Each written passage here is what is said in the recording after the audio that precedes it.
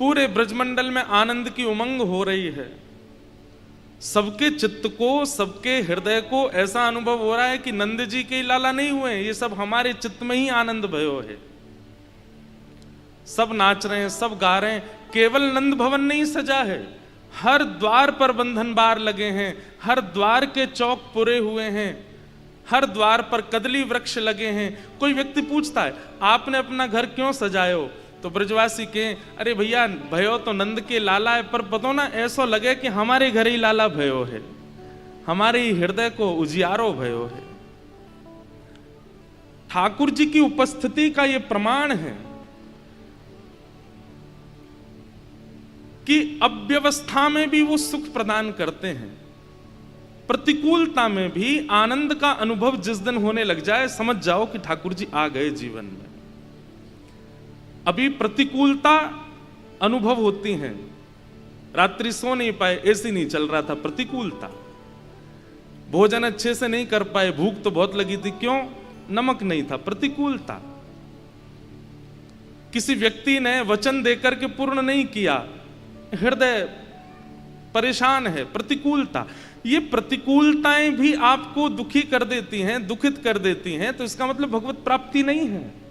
भगवत प्राप्ति का मतलब क्या है? चाहे जितनी प्रतिकूलता हो, शारीरिक हो, मानसिक हो, बौद्धिक हो, लेकिन आनंद स्वच्छंद बना है। ना तो शरीर की व्यवस्थाओं की प्रतिकूलता से दुखी होता है, ना किसी व्यक्ति के द्वारा प्रकट की गई प्रतिकूलताओं से दुखी। भगवत प्राप्त व्यक्ति वो हर स्थिति में प्रसन्न रहता है। चिदानंद रूप शिवोहम शिवोहम, चिदानंद रूप शिवोहम शिवोहम। लोगों को प्रतिकूलता में विचलित होते हुए देखा गया है, और इतने विचलित सामान्य सी बात पर।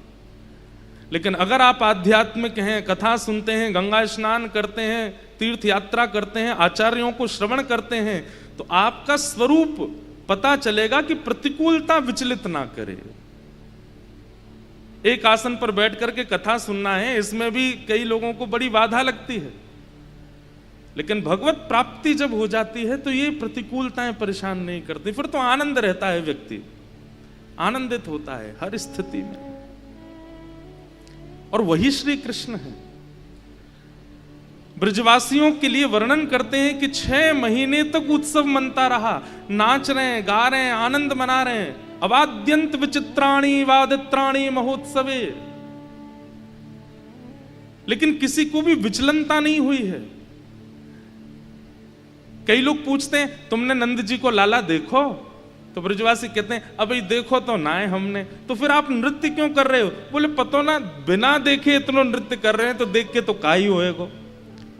ये सुनकर के इतना सुख मिल रहा है कि नंद जी के लाला भयो है।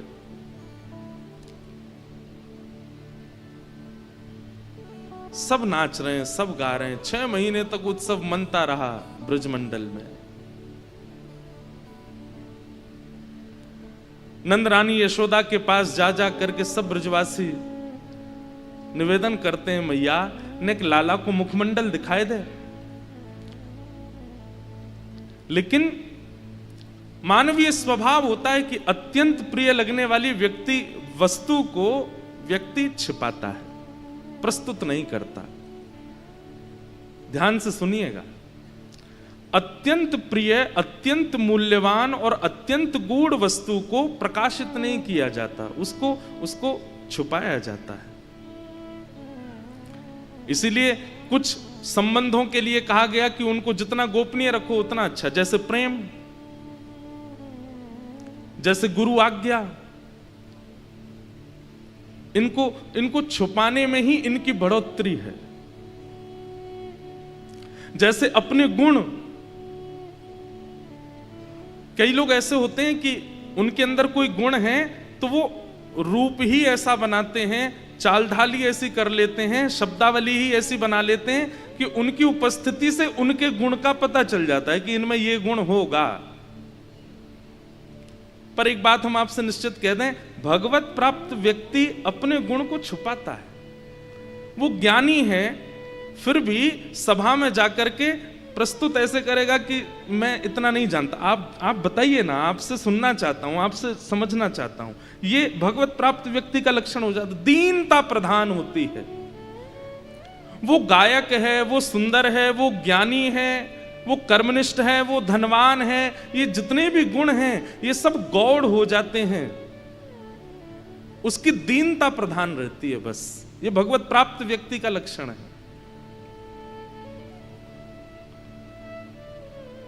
उस सभा में आने के बाद भी हमारे श्रीनाथ जी के मंदिर में एक बार तानसेन गाने के लिए आए।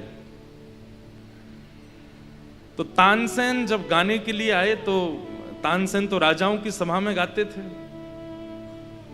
तो गोसाई श्री विठलनाथ जी ने कुंभनदास जी, भगवान के अष्ट सखाओं में एक सखा श्री कुंभनदास, जिनका स्वर सुन के परमात्मा झूम उठते थे वो कुंभनदास, और जिनका स्वर सुन के समाज झूमता था वो तानसेन।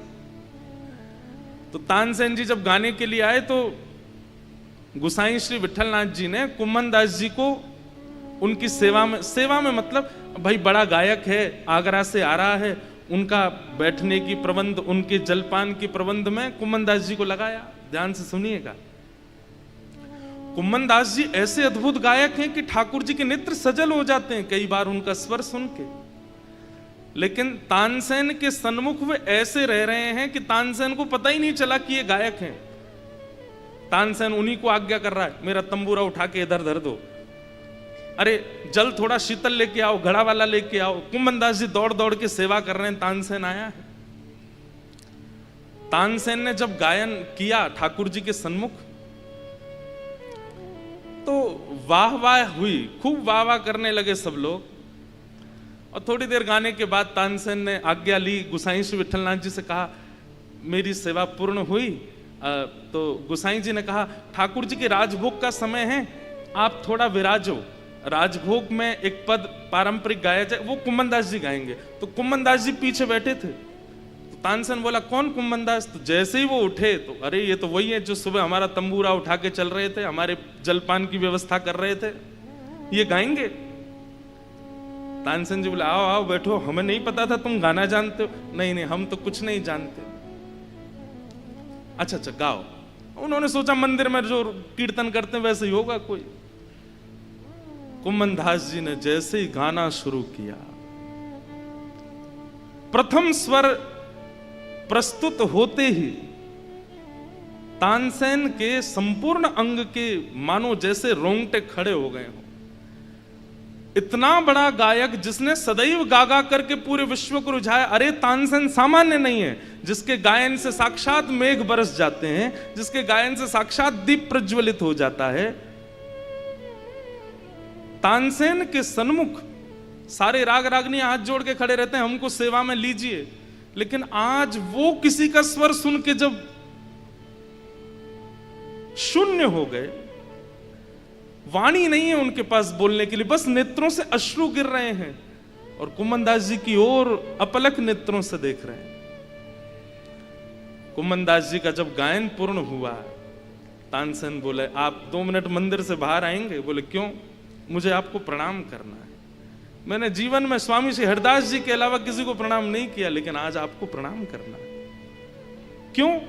बोले प्रणाम का कारण ये नहीं कि आपका स्वर बहुत अच्छा था, कारण ये कि इतना सुंदर स्वर होने के बाद भी सुबह से आप मेरे साथ हो, आपके चाल ढाल बोली चाली उठने बैठने से एक बार भी आपने ये पता नहीं लगने दिया कि आप गायक हो। ये इस बात का प्रमाण है कि आपको ठाकुर जी प्राप्त हो गए, क्योंकि आप अपने गुण को छुपा रहे हो, गुण को गौड़ कर रहे हो। हम लोगों का स्वभाव हो जाता है, अंग्रेजी आती है तो सामान्य बात कर रहे हैं तो उसमें भी एक आध शब्द तो बोल ही देंगे कि सामने वालों को पता लगे अंग्रेजी आती है हमको। धनवान है तो वस्त्रों का पहनने का ढंग ही ऐसा होगा कि उससे पता लगे कि हम धनवान हैं।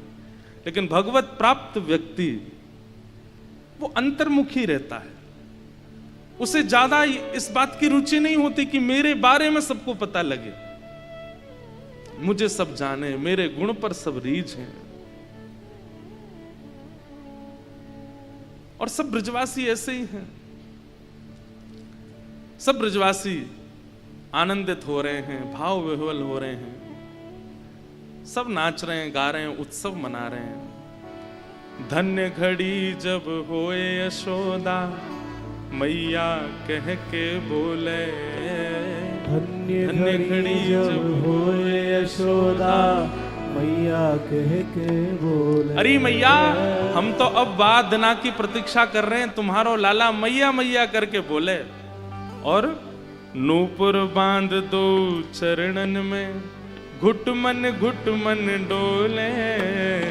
नूपुर बांध दो चरणन में, घुट मन डोले। हाँ, नूपुर बांध दो चरणन में, घुट मन डोले।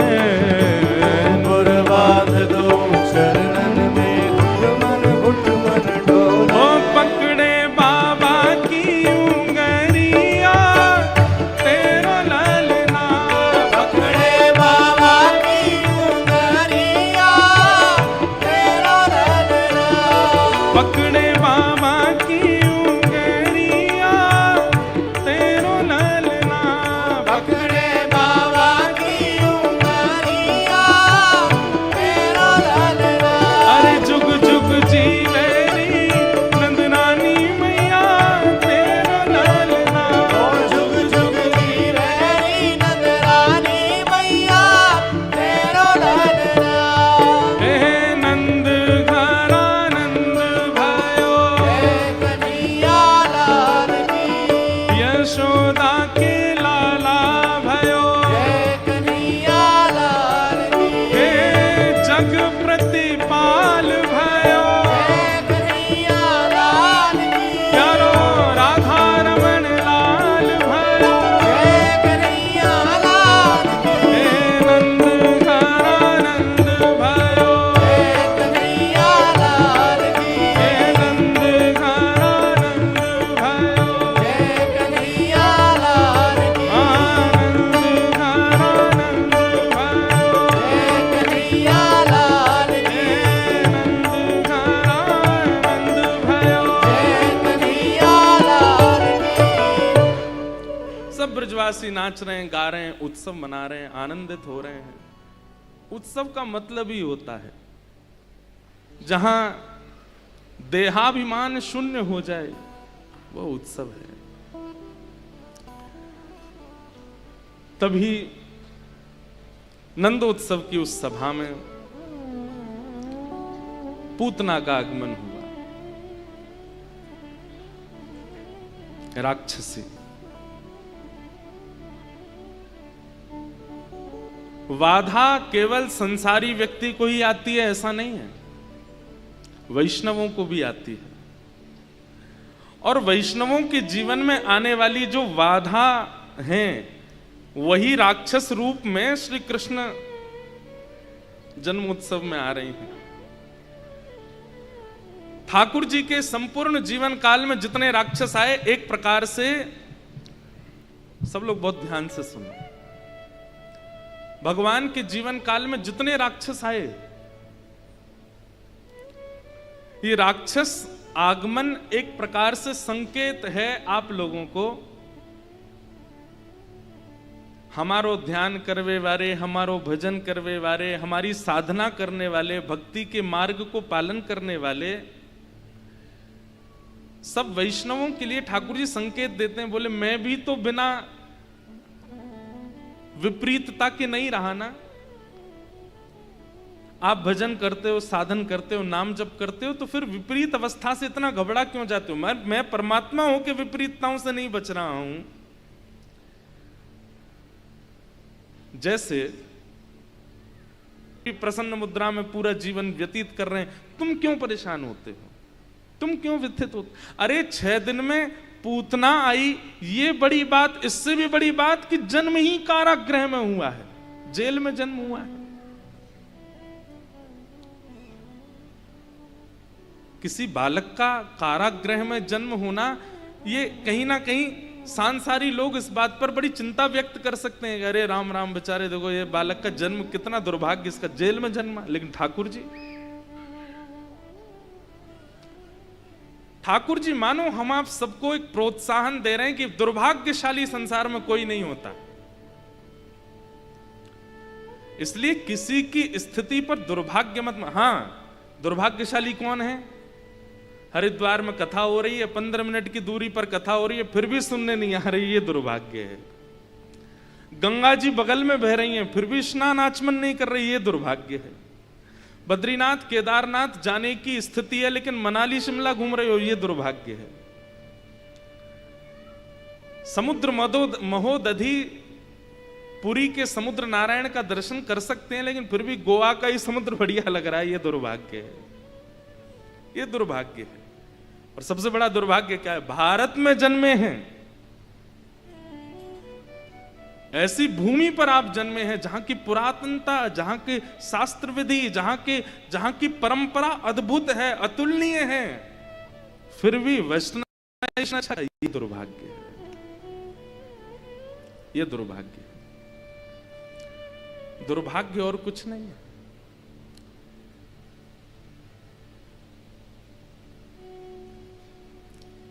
जन्म लिया, बालक ने, माता पिता चले गए, अरे दुर्भाग्यशाली। ठाकुर जी जन्म लेते ही माता पिता से दूर हो गए, अन्य माता पिता के पास रहे, इसको दुर्भाग्य कैसे कह सकते हैं? ठाकुर जी के संग भी तो हुआ। 6 दिन के ठाकुर जी 6 दिन के बालक को गोद में रखती है दुनिया, 6 दिन के बालक को पलना झुलाती है, पलकों पर रखते हैं, पर 6 दिन के बालक को पूतना लेके आकाश में चली गई, विष पिला दिया।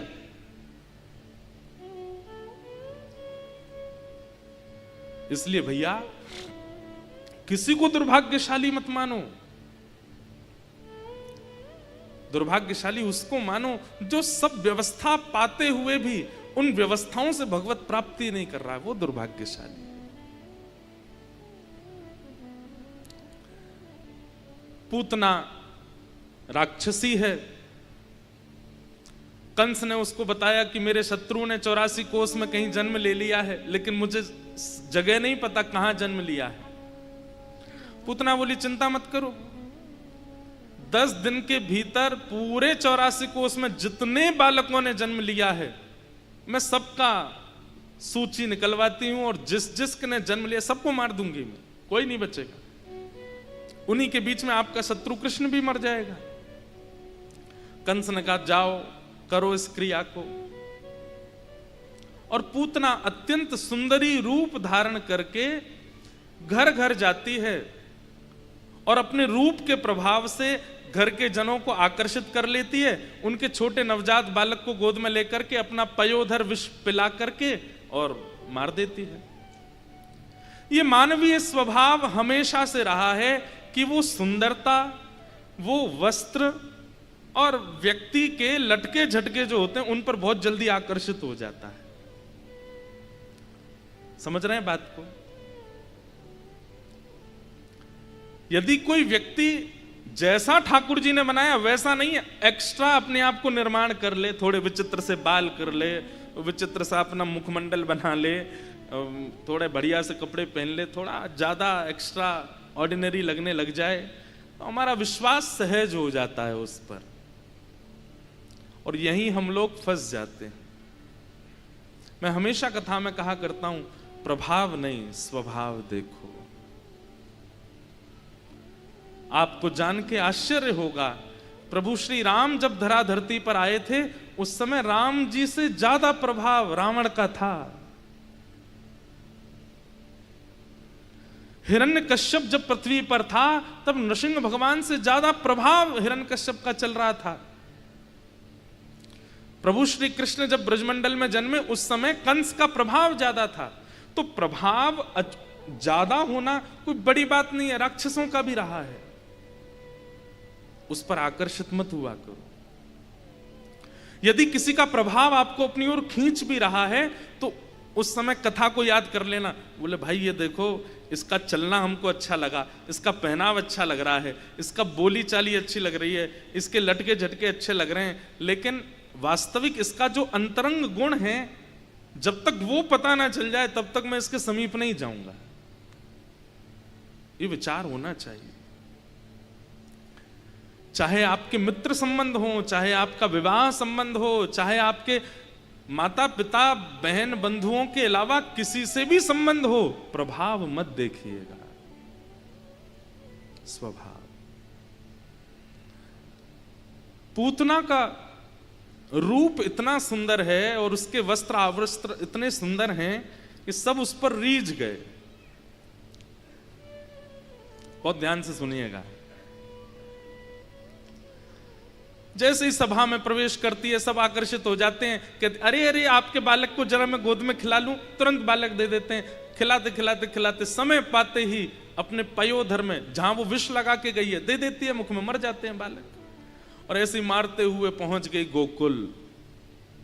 सब नाच रहे हैं, नंद घर आनंद भयो, जय कन्हैया लाल की। यशोदा के लाला भयो, नंद जी को लाला भयो, जय कन्हैया लाल की। पूतना आई और जैसे ही पूतना का आगमन हुआ, जिस जिस स्थान से पूतना निकलती है सबको अपनी ओर आकृष्ट कर लेती है, आकर्षित कर रही है। कोई उसके रूप को देख रहा है, कोई उसके वस्त्र देख रहा है, कोई उसकी चाल देख रहा है, कोई उसकी ढाल देख रहा है, कोई किसी पर मोहित, कोई किसी पर मोहित। और जो जो मोहित होते जा रहे हैं उन सबका भजन टूटता जा रहा है। एक बात सुनिएगा, भक्ति की राह पर, भक्ति के पथ पर जो वस्तु, जो व्यवहार, जो क्रिया आपको भगवत विमुख कर रही है वही पूतना है। कल कथा में बहुत मन लगा और आज कथा सुनते सुनते कहीं ना कहीं मन विचलित हुआ, कोई और चिंतन आ गया। वो चिंतन जिसका आया है वही पूतना है, उससे सावधान रहिएगा, उससे बचिएगा। समझ में आ रही है बात?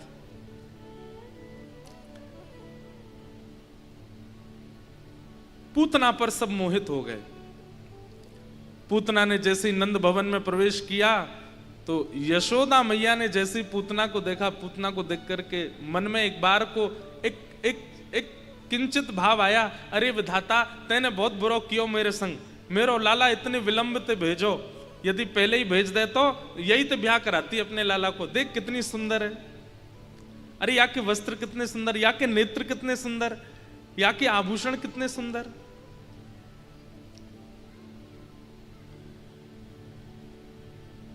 पूतना को देख करके यशोदा मैया भी बोल पड़ी, अरे बहन तुम बड़ी सुंदर हो, कहां से आई हो?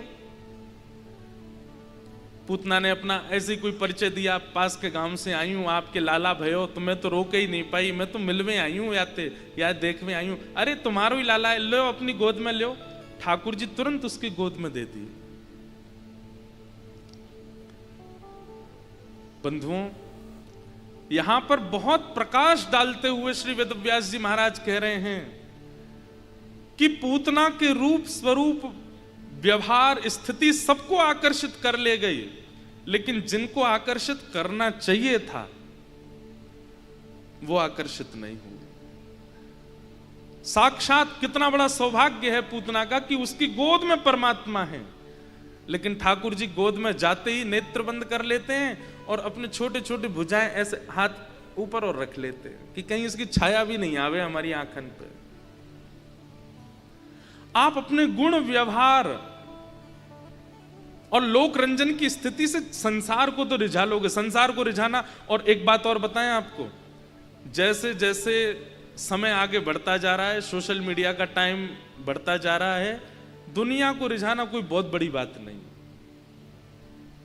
आज बेसुरा गाकर के भी रिझाया जा रहा है, उल्टा सीधा नाच के भी रिझाया जा रहा है, अस्त व्यस्त कपड़े पहन के भी रिझाया जा रहा है, लोगों के सामने उल्टे सीधे काम करके वीडियो बना करके भी रिझाया जा रहा है। अंगूठा छाप, बिना पढ़े लिखे फालतू के काम करने वाले लोगों के भी 1-1 करोड़ फॉलोअर हैं। कोई बड़ी बात नहीं है दुनिया को रिझाना। एक बात बोल दूं कान पकड़ के सॉरी बोलते हुए, ये सब पूतना है, इनसे सब रीझ रहे हैं,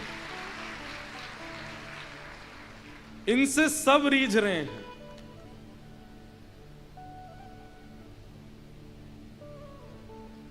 कैसे कैसे गाने आ रहे हैं आजकल, उन गानों को लोग कैसे कैसे सुनते हैं। पर भगवान की बहुत बड़ी कृपा है, गंगा जी की बहुत बड़ी कृपा है, अब धीरे धीरे युवाओं का रुझान कथा की ओर बढ़ रहा है।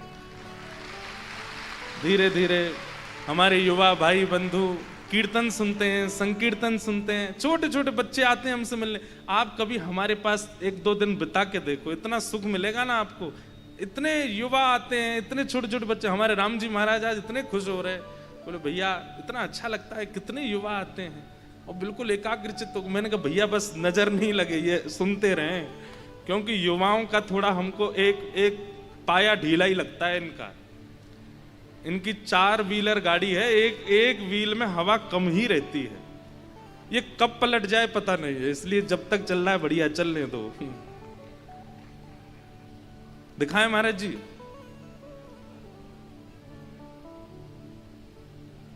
हो बाला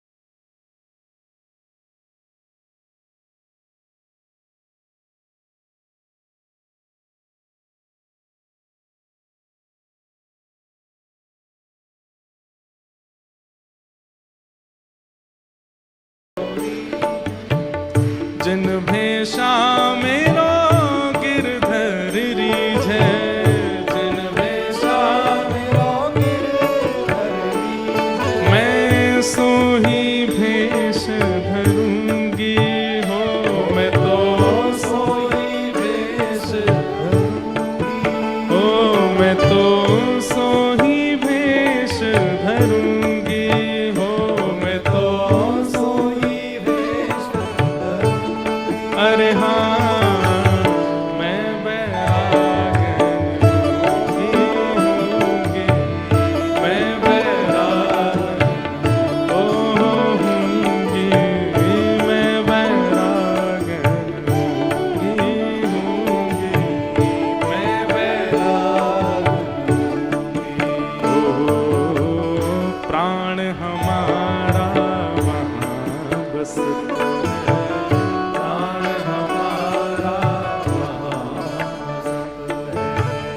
यहाँ तो खाली हो, यहाँ तो खाली हो। मात पिता परिवार सोई है, मात पिता परिवार सोई है, मात पिता परिवार सोई है, मात पिता कहिए तिनका तो भला, कहिए तिनका तो हाँ भला, कहिए तिनका तो भला, कहिए तिनका तो।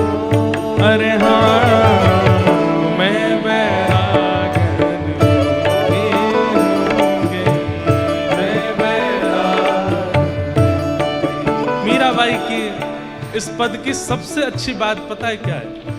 जिन भेषा मेरो गिरधर रीझे, जिन भेषा मेरो गिरधर रीझे, जिन भेषा मेरो सावरो रीझे, जिन भेषा मेरो सावरो रीझे, मैं सो ही भेष धरूंगी हो, मैं तो सो ही भेष धरूंगी। अरे हाँ मैं बैरागन होंगी, मैं बैरागन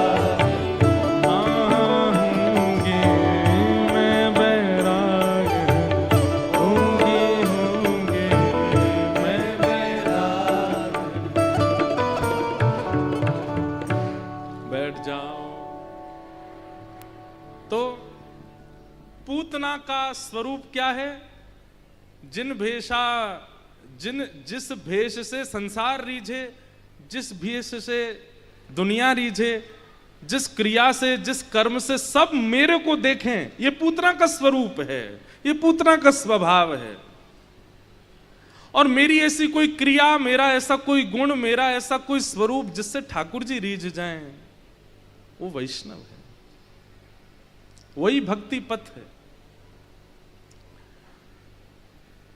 बंधुओं, अपने गुण, कर्म, रूप, स्वभाव, बौद्धिक विचार, किसी भी एक वस्तु को ठाकुर जी को अर्पित करो। इससे केवल इन्हीं को रिझाना है, दुनिया को नहीं।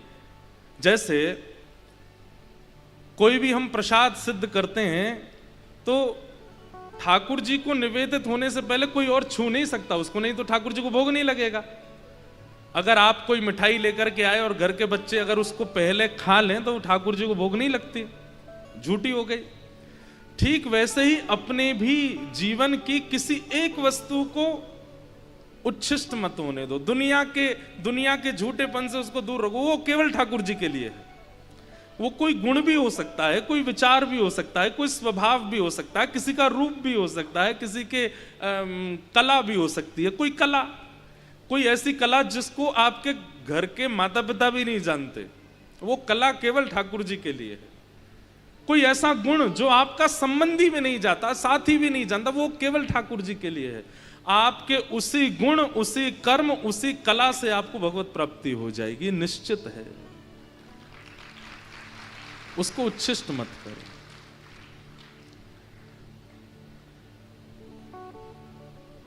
तो पूतना का स्वभाव क्या है? वो सबके रंजन के लिए आई है, सब मुझसे रीझ जाएं, मेरे पर आकर्षित हो जाएं। पर उसके चित्त में एक बार भी नहीं आया कि परमात्मा रीझ जाए। इसलिए ठाकुर जी के इतने समीप जाने के बाद भी भगवान के नेत्रों की अधिकारिणी नहीं बनी पूतना। ठाकुर जी ने नेत्र बंद कर लिए। यशोदा मैया किसी कारण से थोड़ी बाहर गई, पूतना ने तुरंत योजना बना करके अपना पयोधर जैसे ही भगवान के मुख में दिया, आहा, ठाकुर जी ने उसका पयोधर पीना प्रारंभ किया। पहले तो भगवान धीरे धीरे पीते रहे और थोड़ी देर बाद जैसे ही ठाकुर जी को लगा कि भाई, अच्छा, इसके पीछे सुबोधनी जी में श्रीमद वल्लभाचार्य जी महाराज वर्णन करते हैं कि ठाकुर जी ने पहले उसके दुग्ध को पिया, फिर उसके पयोधर पर लगे विष को पिया, उसके रसतत्वों को पिया, उसके पुण्यों को पिया, उसके पापों को पिया, और अंत में गाढ़म कराभ्याम भगवान प्रपीड्य तत् प्राणै समम रोष समन्वितो पिबत समुंच मुंचाल मित प्रभाषणी निष्पीड्यमाना खिल जीव वर्मणि। अब यहां पर एक बात आती है कि ठाकुर जी ने पूतना के प्राण क्यों पिए? पी गए ठाकुर जी उसके प्राणों को। कह रहे हैं ठाकुर जी उसके प्राण पी रहे हैं। एक प्रकार से पी रहे हैं का मतलब क्या है? स्वीकार कर रहे हैं, अपने भीतर धारण कर रहे हैं। बोले पूतना इतनी पवित्रा नहीं है, पूतना इतनी शुभ नहीं है, पूतना इतनी अच्छी नहीं है, ठाकुर जी उसके प्राण क्यों पी रहे हैं? तो हमारे श्रीमद वल्लभाचार्य जी महाराज इसका कितना सुंदर उल्लेख करते हैं। बोले कि भैया ठाकुर जी पूतना के प्राण नहीं पी रहे हैं, तो बोले ये जितने बालकों को मार करके आई थी उन सब के प्राण इसके भीतर थे, उन सब के प्राण निकाल रहे हैं। ठाकुर जी ने जैसे ही पूतना के प्राणों को पिया, पूतना के भीतर से प्राण निकाले। अब देखो एक बात सुनो, कहते हैं कि नंदोत्सव 6 महीने तक चलता रहा और पूतना कब आ गई? 6वें दिन ही आ गई थी ठाकुर जी के जन्म के बाद। और पूतना ठाकुर जी के पास आने से पहले 150 से ज्यादा बालकों की हत्या करके आई है। 84 कोस के ब्रजमंडल में 150 बालक मर जाएंगे तो फिर ब्रजमंडल उत्सव मनाएगा? नंदोत्सव मनाएगा? नहीं। इतने बालक मर गए थे तो ठाकुर जी ने पूतना के भीतर से उन समस्त बालकों के प्राण निकाल करके पुनः उनको जीवित किया। तो जिन जिन घरों के बालक मरे वो सब व्याकुल हो गए थे, लेकिन थोड़ी देर में ही उनके बालक जीवित जब होने लगे तो ठाकुर जी का उत्सव और प्रगाढ़ हो गया। वे सब भी नाचने लगे, अरे भैया ये नंद जी के लाला की कृपा है, वो जब ते आयो ब्रज में, देखो हमारे बालकन की श्वास रुक गई, धड़कन रुक गई, लेकिन फिर जीवित है गए। इसलिए वह उत्सव 6 महीने तक और चलता रहा। सब लोगों को विश्वास हो गया कि नंद जी को जो लाला है ये कोई शुभ संकेत है। ठाकुर जी ने उनके प्राण निकाले। और पूतना अपने रूप में आ गई, विशाल उसका भयंकर मुख, बड़े बड़े सींग प्रकट हो गए, नाखून प्रकट हो गए। राक्षस का जो स्वरूप होता है अपने रूप में, जैसे ही वो आई, ठाकुर जी ने अब अपने हाथ हटाए, अब देखा पूतना को। इसके पीछे हमारे आचार्य चरण क्या कहते हैं, बहुत ध्यान से सुनिएगा। जिस प्रकार विदेश पढ़ने के लिए गया हुआ बालक 2 साल बाद लौट करके आता है, 3 साल बाद लौट के आता है, या 5 साल बाद लौट के आता है, और मां को यदि अपने बालक के स्वभाव व्यवहार में परिवर्तन दिखता है, अब वो पहले जैसा सहज नहीं है, पहले जैसा सरल नहीं है, पहले जैसा उसका स्वभाव नहीं, मां को बड़ी पीड़ा होती है। इसको मैंने चलना सिखाया, इसको बोलना सिखाया, इसको पढ़ा पढ़ा करके मैं इसको पास कराती थी स्कूल में, इसको इंजीनियर बनाया, विदेश भेजा, और आज ये इतना विपरीत होकर के आया है। अब हमारे पास बैठता नहीं, हमसे बोलता नहीं, बात करता नहीं, अब इतना बदल गया। माँ कहेगी नहीं, पर उसको बहुत पीड़ा होती है। अरे ये तो मैंने बहुत लंबी बात बोल दी। सुबह सुबह जब बालक 4 साल का हो जाता, उसको पहली बार स्कूल भेजती है ना माँ, उसके जूते बांधेगी, उसको बेल्ट लगाती है, टाई बांधती है, उसको पीछे बैग टांग देती है, गले में उसके एक बोतल लटका देती है, उसके बाल काट देती है, बढ़िया उसको सुंदर बनाती है। बालक रोता है, माँ मुझे नहीं जाना, तो उसको बहुत समझाती है, देख तू जाएगा पापा की तरह बन जाएगा। फिर वो उसको बड़ा समझाती है। बस में बैठाती है तो और रोता है। उस समय माँ नहीं रोती, माँ भी बहुत रोती है, उसको भी बड़ी, क्योंकि जब से जन्म लिया, अब 4 साल बाद पहली बार दूर जा रहा है। कितनी देर के लिए जाते हैं छोटे बच्चे? 2 घंटे के लिए जाते हैं बस। 2 घंटे में माँ इतनी विचलित हो जाती है, 12 बज गए, कब आएगी बस, कब आएगी, अभी तक आया नहीं, फोन कर देगी, ड्राइवर भैया कहाँ हो, बोले बस आ गया गेट पे। तो पहले ही माँ आ जाती है, और जैसे बालक उतरता है ना बस से, एक दिन 2 घंटे के लिए दूर किया हुआ बालक भी माँ को पहले से दुबला दिखने लगा। 1 दिन में ही दुबला हो गया, देखो कैसे इसके बिल्कुल गाल लाल पड़ गए हैं, कमजोर हो गया है। मतलब ये बात मैं क्यों बता रहा हूं, एक जन्मदात्री मां जिसने आपका निर्माण किया, वो आपके भीतर इतना सा भी परिवर्तन बर्दाश्त नहीं कर पाती। और हमको दुनिया में भेजने वाले ठाकुर जी जब हमको अत्यंत परिवर्तित देखते हैं तो उनको कितनी पीड़ा होती होगी। हम जैसे भी हैं, हमको ठाकुर जी ने बनाया। हमारा व्यवहार, स्वभाव, क्रिया, विचार सब ठाकुर जी ने बनाई है। दुनिया से सब छुपा के रखो, लेकिन ठाकुर जी से नहीं। मैं एक बात कहा करता हूं कि हमारे श्री कृष्ण वंशी ही क्यों बजाते हैं? इतने सारे वाद्य हैं हमारे हिंदू वैदिक परंपरा में, ठाकुर जी ने वंशी को ही क्यों चुना? क्योंकि वंशी में छिद्र है, वंशी पोली है, ये गुण नहीं है, ये अवगुण है। लेकिन उसने ठाकुर जी के आगे अपने अवगुणों को छुपाया नहीं, प्रकट कर दिया। इसलिए ठाकुर जी ने उसको, अब तबला रखा है वहां, भैया बजाते हैं तबला, ढोलक, ये सब पोले हैं भीतर से, लेकिन अपने पोलेपन को छुपाते हैं। वो भैया पीछे खींच रहे हैं वायलिन, वो भी पोली है भीतर से, लेकिन अपने पोलेपन को छुपाती है। सितार हो, वीणा हो, कोई भी साज हो, सब एक से एक साज हैं। मेरा प्रिय साज है सितार, लेकिन सब पोले होते हैं, लेकिन अपने पोलेपन को छुपाते हैं। बाह्य आवरण से ऐसे दिखाते हैं हम कितने सुंदर, भीतर से सब पोले हैं। लेकिन वंशी पोली है, लेकिन छुपाती नहीं। इसलिए ठाकुर जी अपने अधर पर धारण करते हैं कि तुम में दोष है, लेकिन फिर भी तुम मेरे सामने उसके सन्मुख प्रकट हो गए, तुमने उसमें ज्यादा विचार नहीं किया। सूरदास जी का एक पद मुझे बहुत अच्छा लगता है, कौन कुटिल खल कामी मौसम, कौन कुटिल खल कामी मौसम, जो तन दियो ताहि बिसरायो, जो तन दियो ताहि बिसरायो, कौन कुटिल खल कामी मौसम, कौन कुटिल अपने अवगुणों को सबसे छुपाइए, ठाकुर जी से नहीं। कभी कभी गंगा मैया में डुबकी लगाते लगाते कह दिया कीजिए, हे गंगा मैया, ईर्ष्या से भर गया है मेरा मन, बहुत क्रोध आने लगा आजकल, मेरे अंदर लोभ जागृत हो गया है, मैं बहुत लोभी जैसा हो गया हूं, मेरे अंदर कामुकता बढ़ रही है, मेरे अंदर क्रोध का बढ़ोतरी हो रही है। ये सब शिकायत करिए गंगा जी से, मैं ऐसा हूं, आप कृपा कीजिए, मुझे शुद्ध बनाइए, मेरे हृदय को परिवर्तित कीजिए। बंधुओं, एक बात याद रखिएगा, हम शीशा देखते हैं रोज, यहां बैठा हर व्यक्ति देखता है, और शीशा देखने वाला व्यक्ति अपने आप को संवार लेता, अपने बाल ठीक कर लेगा, अपनी नाक ठीक कर लेगा, अपने कपड़े ठीक कर लेगा। शीशे का मतलब क्या है? जो भी तुम्हारे संपूर्ण अंग में अस्त व्यस्त हो उसको व्यवस्थित कर लो।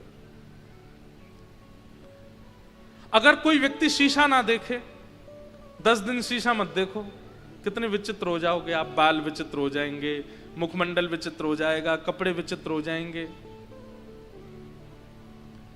शीशा देखते हैं और उसमें जो परिवर्तित दिखता है उसको हम ठीक करते हैं। ठीक वैसे ही ये कथा क्या है, ये ज्ञान क्या है, ये प्रवचन, ये शीशा है, इसमें स्वयं को देखिए। यहां जो अवगुण बताया गया ये मुझ में है, अपने अवगुणों को नित्य विचार किया कीजिए, मुझ में क्या क्या अवगुण है, आपसे अच्छा कोई नहीं जानता।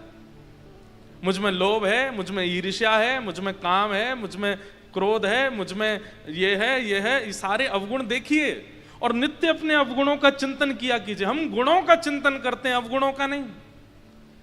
अवगुण का यदि नित्य चिंतन हो जाए तो धीरे धीरे उस अवगुण को समाप्त करने की सूची भी आएगी, धीरे धीरे उस अवगुण को समाप्त करने के विचार भी आएंगे चित्त में, ऐसे नष्ट होगा ये अवगुण।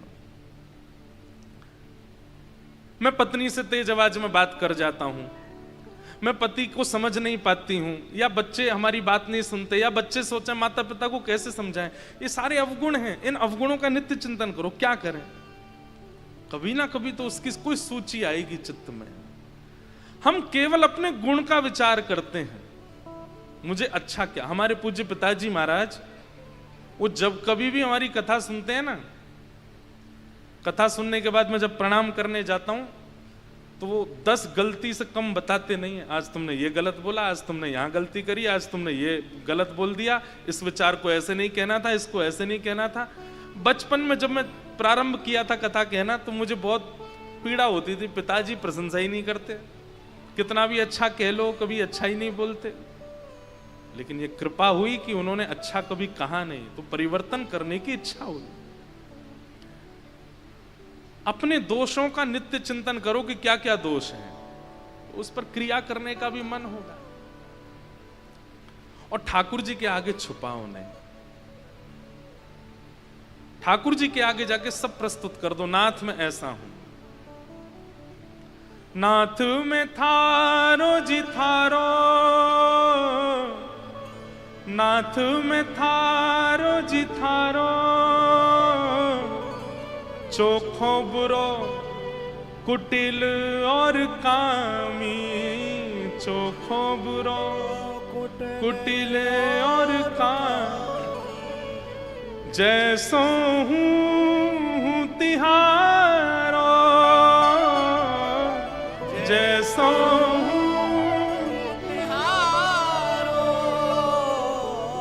नाथ में थारो जी थारो, नाथ में थारो जी थारो, चोखो बुरो। चोखो बुरो मतलब थोड़ा बहुत बुरा नहीं हूं मैं, चोखो बुरो बहुत ज्यादा बुरा हूं मैं। चोखो बुरो कुटिल और कामी, चोखो बुरो कुटिल और कामी, जो कुछ हूं सो तिहारो, जो कुछ हूं सो तिहारो, नाथ में थारो जी थारो, नाथ में थारो जी थारो।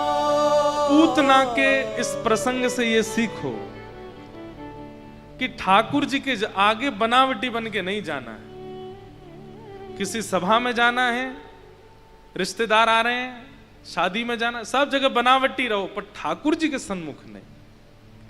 ठाकुर जी के सन्मुख तो जैसे हो वैसे जाओ, नाथ में ऐसा हूं। और बनावटी मतलब मेरा कोई श्रृंगार या रूप से मतलब नहीं है, खूब बढ़िया बढ़िया पहन के जाओ, उसमें कोई दिक्कत नहीं है।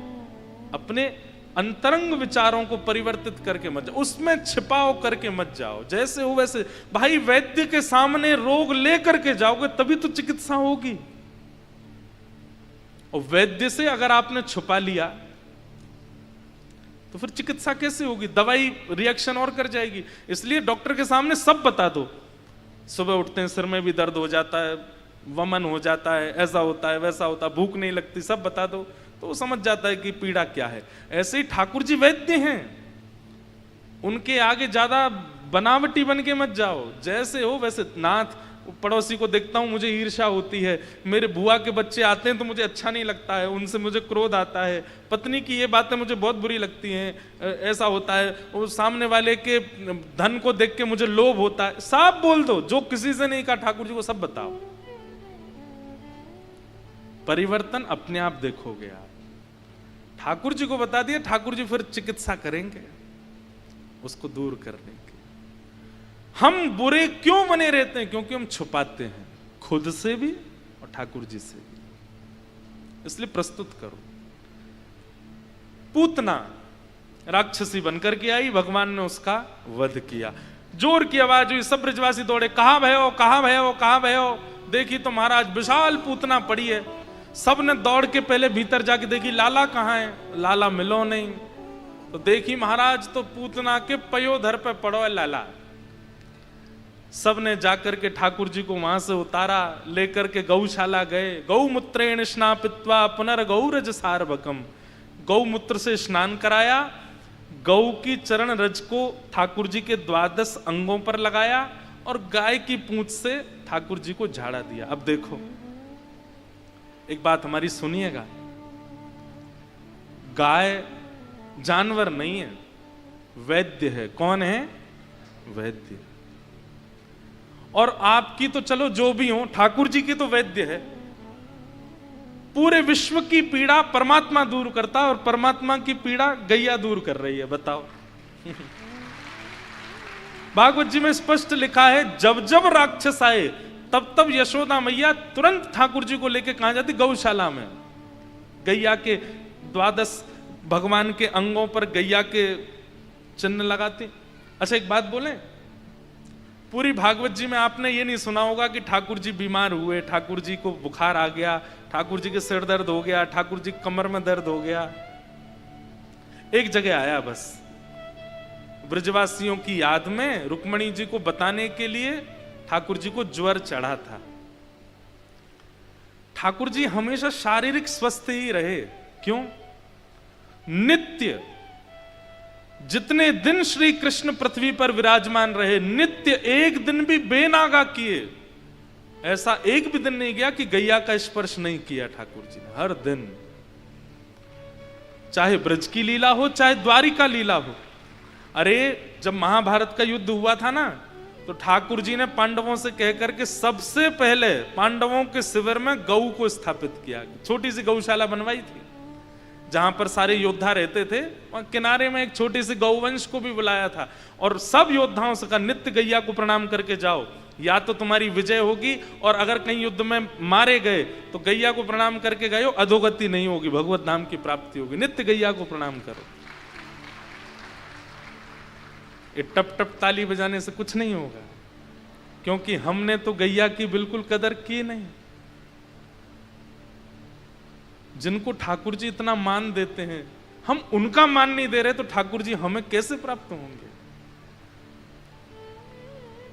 एक बात याद रखिएगा, जैसे भगवत प्राप्ति के लिए नाम जप है, जैसे भगवत प्राप्ति के लिए व्रत अनुष्ठान है, जैसे भगवत प्राप्ति के लिए साधन है, वैसे ही भगवत प्राप्ति के लिए स्वच्छंद भाव की गौ सेवा भी है।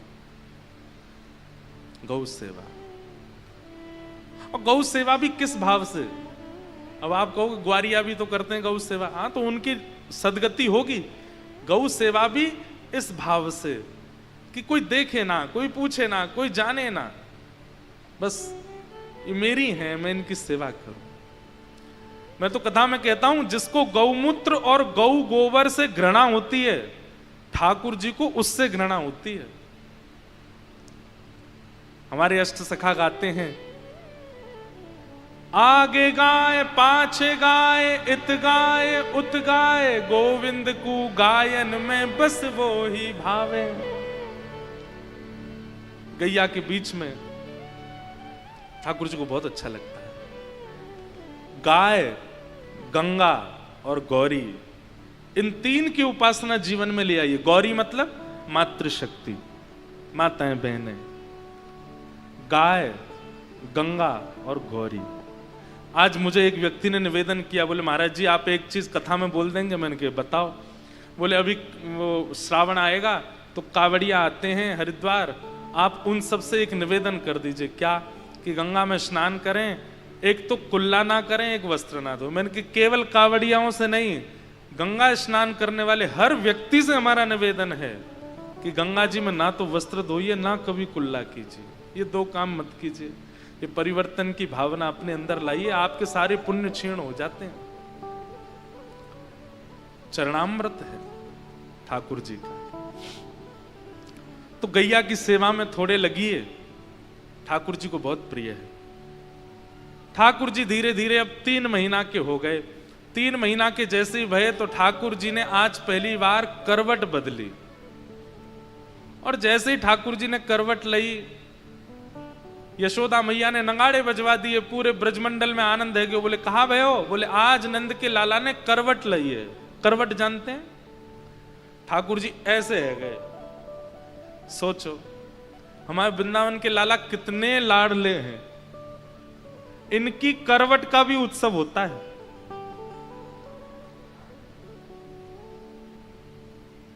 और करवट का उत्सव किस भाव से हो रहा है? बहुत ध्यान से सुनिए, सब लोग इधर देखो। करवट का उत्सव इस भाव से कि ब्रजवासी इतने उत्सुक हैं कि लाला कब बोलेगो, कब चलेगो, कब हमारे पास आवेगो, कब कब कब या की गति आवेगी।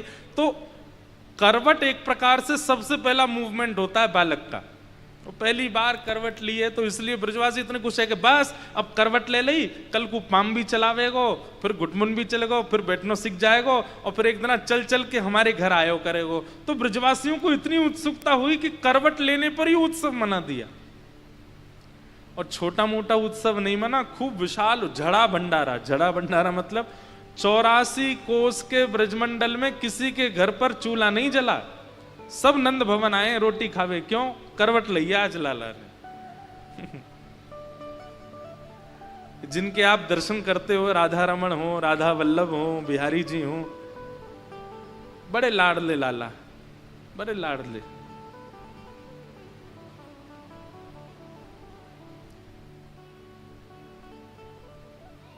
ठाकुर जी ने करवट ली। सब ब्रजवासियों की भीड़ लग गई लाला की करवट देखने की। अब ये करवट कब लेगो? अब लाइन लगा के सब देख रहे हैं लाला करवट ले। अब बालक कोई आपके कहने से थोड़ी लेगा, वो तो जब उसका मन। सब ब्रजवासी देख रहे हैं कब लेगो। जैसे ही ठाकुर जी पलटा मारे, ओहो जय जयकार होने लग जाए, नाचे गावे। लाला ने करवट ले ली और ठाकुर जी तो जय जयकार सुन के रोने लगे। यशोदा मैया बोली अरे ये सब ब्रजवासी ऐसे आ जाएं। सब लाला को लेकर के घूम रहे हैं। तभी वहां सक्टासुर नाम का एक दैत्य आ गया। ठाकुर जी एक सकट के नीचे, सकट कहते हैं बैलगाड़ी को, बैलगाड़ी के नीचे सो रहे थे। मैया ने झूला बना दिया, वहां के नीचे सो रहे। इतने में ही सक्टासुर दैत्य आ गया। भगवान ने पाद प्रहार से सक्टासुर का वध कर दिया। बोलो सक्टासुर मर्दन गोपाल की। धीरे धीरे ठाकुर जी अब 1 साल के हो गए। और जैसे ही लाला 1 साल के भये, ठाकुर जी के 2 दांत निकल के आए हैं। बोलो वृंदावन बिहारी लाल की। हमारे मंगलमय उत्सव में दूर दूर से महापुरुष पधार रहे हैं। आज हिमाचल में श्री राधा कृष्ण मंदिर के पूज्य महाराज जी भी आज बाल बाबा महाराज पधारे हैं, उनको बारंबार प्रणाम। जय। महाराज जी के स्थान पर 2 वर्षों तक एक बार 2 वर्ष तक जन्माष्टमी करने का अवसर प्राप्त हुआ था दास को। वहीं जन्माष्टमी पर कथा होती थी हिमाचल ऊना में। आज पूज्य महाराज जी भी पधारे हैं, उनको बारंबार प्रणाम। जय। ठाकुर जी 1 साल के हो गए और जैसे ही ठाकुर जी 1 साल के भये तो ठाकुर जी के थोड़े थोड़े दांत निकल आए हैं, 2 दतुइयां निकल आई हैं। और ठाकुर जी मन में सोचें ये 2 दांत निकल आए, मैया को कैसे बताऊं कि मेरे दांत आगे, बोल तो सकते नहीं अभी। तो बगल में दाऊ दादा लेटे थे, सो ठाकुर जी ने दाऊ दादा को हाथ पकड़ो और हाथ पकड़ के मुंह में लेके जोर से काट गए। और जैसे ही ठाकुर जी काटे, यशोदा मैया तो दूर कहीं काम कर रही, दाऊ दादा अरे मैया खागो खागो खागो मोए खागो। यशोदा मैया दौड़ी दौड़ी आई, अरे ए दाऊ तू काय को खींचे, काय को चिल्ला रहो है? मैया देख लाला मोए खागो।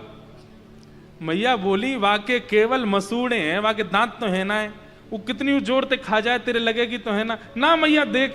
जैसे ही मैया ने देखी तो ठाकुर जी के 2 छोटे छोटे दांतों के चिन्ह बने हैं दाऊ दादा के हाथ पे। वो देख करके मैया ने दाऊ दादा को हाथ छोड़ो, लाला लाला ने मुंह दिखाइयो। और ठाकुर जी के ऐसे होठ ऊपर करके मैया ने जब 2 दांत देखे, मैया तो बलैया लेने लगी, आरती लेके आई, लाला की आरती करने लगी। दाऊ दादा बोले वाह हमें खागो और या की आरती हो रही है ऊपर से। मैया ने जाके रोहिणी मैया को बताई और मैया पूरे ब्रजमंडल में हवा की तरह बात फैल गई, लाला के 2 दांत निकल आए। अब तो ब्रजमंडल के सबरे ब्रजवासी आ गए और सब आमे लाला ने हमू दिखाए थे कैसे दांत हैं तेरे। कोई अपनो हाथ कटवावे, कोई अपनी उंगली कटवावे, कोई अंगूठा कटवावे। ठाकुर जी से कटवा रहे हैं सब, और जैसे ही वो चिन्ह बन जाए सब अपने सिर से लगावे। अरे मैया तेरे लाला के 2, अब तो बस नेक और दिना रुकनो है, चलन लगेगा तुम्हारो लाला। सब इतने प्रसन्न हैं। ये आनंद ही श्री कृष्ण है, जो हर स्थिति में सुख दे रहे हैं, जो हर स्थिति में उत्सुकता दे रहे हैं, वही श्री कृष्ण है। अब यशोदा मैया लाला को लेकर के बुलवाती हैं, लाला बोल मैया। ठाकुर जी नहीं बोलते। फिर दाऊ दादा ले जाते हैं, बोले लाला बोल भैया। ठाकुर जी नहीं बोलते। नंद बाबा गोद में ले जाते हैं, बोले लाला बोल बाबा। ठाकुर जी नहीं बोलते। सबरे पीछे पड़े रहे, लाला बोले ही ना है, लाला बोले ही ना है। एक दिन यशोदा मैया अपनी गोद में लेके गौशाला में घूम रही थी और जैसे ही गैया के पास गई तो ठाकुर जी गैया की ओर उंगली करके बोले मैया गैया। और जैसे ही ठाकुर जी बोले गैया, यशोदा मैया बोली लाला दोबारा बोलियो, बोले गैया। ठाकुर जी ने सबसे पहला शब्द उच्चारण पृथ्वी पर आकर के किया गैया। और गैया बोलने के बाद मैया बोली लाला एक बार बोल दे मैया। ठाकुर जी बोले मैया। गैया से प्रारंभ किया, फिर मैया बोले। सूरदास जी महाराज ने बहुत सुंदर पद में इसकी व्याख्या की। कहने लागे मोहन मैया मैया, कहने लागे मोहन मैया मैया, कहने लागे मोहन मैया मैया, कहने लागे मोहन मैया मैया। पितानंद सो बाबा रे बाबा, पितानंद सो बाबा रे बाबा। और हलधर सो भैया, और हलधर सो भैया, और हलधर सो भैया, और हलधर सो भैया। हाँ कहने लगे मोहन मैया मैया, कहने लगे मोहन मैया मैया।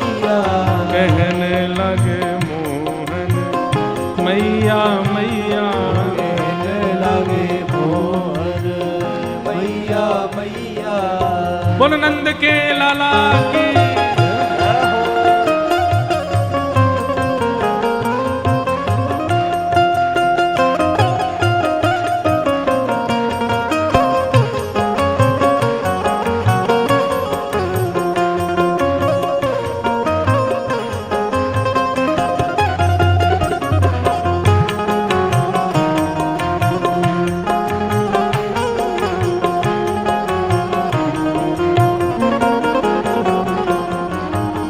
गोपी ग्वाल करत को तूहल, गोपी ग्वाल करत कौतूहल, गोपी ग्वाल करत कौतूहल, गोपी ग्वाल करत कौतूहल, घर घर बजत बधैया, घर घर बजत बधिया, घर घर बजत बधैया, ओ घर घर बजत बधिया, कहने लगे मोहन मैया मैया, कहने लगे मोहन मैया मैया, कहने लगे मोहन मैया मैया, कहने लगे मोहन मैया मैया। भाव का वर्णन करते हैं। यशोदा मैया अपनी उंगली पकड़वा देती है लाला को और फिर धीमे धीमे चलना सिखावे, और चल करके थोड़ी दूर जाकर के मैया अपनी उंगली हटावे और ठाकुर जी दोनों भुजा ऊपर करके धीमे धीमे चलना सीख रहे हैं। तभी एक खम्भ में मणि लगी है और उस मणि में जैसे ही ठाकुर जी ने अपना प्रतिबिंब देखा, अपना प्रतिबिंब देख करके ठाकुर जी अपने को ही देख करके उसके सामने नृत्य कर रहे हैं और सूरदास जी उसका वर्णन कर रहे हैं। हो मणिखम्मण प्रतिबिंब बिलोकत, मणिखम्मण प्रतिबिंब विलोकत, मणिखम्बन प्रतिबिंब बिलोकत, मणिखम्मन प्रतिबिंब विलोकत, नाचत कुंवर कन्हैया, नाचत कुंवर कन्हैया, नाचत कुंवर कन्हैया, नाचत कुंवर कन्हैया, ओ नाचत कुंवर कन्हैया, कन्हैया कन्हैया, कहने लगे मोहन मैया मैया, कहने लगे मोहन मैया मैया, कहने लगे मोहन मैया मैया, कहने लगे मोहन मैया मैया। सूरदास प्रभु तुमरे दर्श को, सूरदास प्रभु तुम्हारे दर्शन को, सूरदास प्रभु तुमरे दर्श को, सूरदास प्रभु तुम्हारे दर्शन को, ओ चरणन की बलजैया, चरणन की बलजैया, चरणन की बलजैया,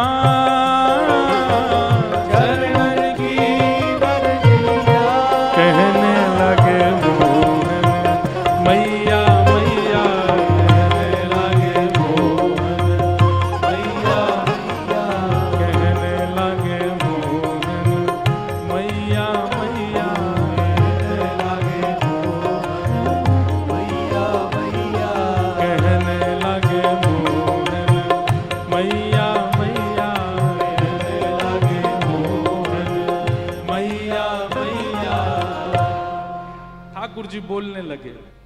सब ब्रजवासियों को इतना सुख मिला, अब तो ब्रजवासियों की लाइन लग गई अपनो अपनो नाम बुलवा में। तोतली वाणी में ठाकुर जी सबका नाम बोलते हैं। कोई गोपी को नाम प्रभावती और वो कहे लाला बोल प्रभावती। अब ठाकुर जी कैसे बोले प्रभावती, लेकिन फिर भी ठाकुर जी उल्टा सीधा नाम बोलते हैं और वही सुनकर के ही सब गोपियां प्रसन्न हो जाती हैं, आनंदित हो जाती हैं। ऐसी ठाकुर जी की मधुर लीला चल रही है। गर्गाचार्य जी महाराज आए और भगवान का नामकरण संस्कार किया। बड़े भाई का नाम बलभद्र रखा, बलराम रखा, और छोटे भैया का नाम कृष्ण रखा। ठाकुर जी का नाम कृष्ण उनके वर्ण के भाव से रखा गया। इदानिम कृष्णताम गतः। कृष्ण शब्द की सामर्थ्य क्या है?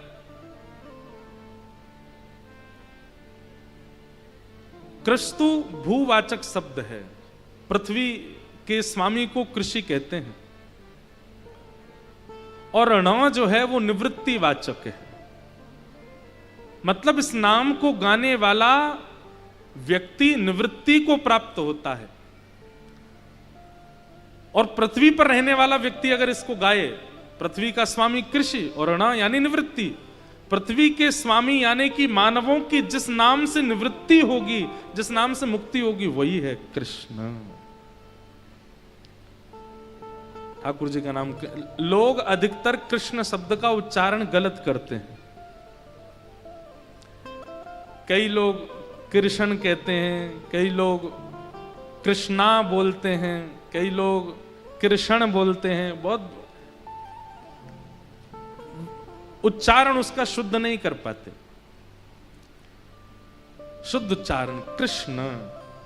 जय बोलो वृंदावन बिहारी लाल।